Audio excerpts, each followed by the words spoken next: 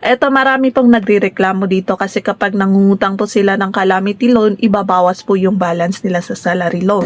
Tapos kung ano yung naiwan, yun na lang po yung pwede nilang mautang. Eto kasi yun, kapag sa system po tayo mangutang, ganun ang gagawin. Pero kapag mag-walk-in po tayo sa branch po ng Pag-ibig, pwede kasi nating pakiusapan yung mga staff sa Pag-ibig na pwede bang hindi na ibawas muna yung utang ko sa salary loan sa pwede kong makuhang calamity loan or utangin kong calamity loan. So pwede naman nating pakiusapan sila. Yun ay kung pwede po sa Pag-ibig branch na malapit po sa inyo. Kasi minsan, magkakaiba po tayo ng branches. Kaya yung mga ibang branch, okay naman po yung ganon. Kaya yung ibang branch, hindi naman okay yung ganon.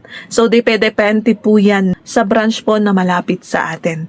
Kung saan po tayo mag-a-apply ng ating mga utang. Pero subject pa rin po yan sa assessment nila sa inyo. Hindi naman natin sinasabi dito na approve na agad. Depende pa rin po yan sa assessment po nila sa inyo. So ganun kapag online po natin gagawin. Kaya karamihan dito, ang pangit naman kasi binabawas yung dating loan. Akala ko naman makukuha ko yung buong loan ko sa calamity loan. Yun ang problema kapag online. So kung ayaw nyo po yun, i-walk in nyo na lang po sa Pag-ibig branch. Klaro po ba tayo doon?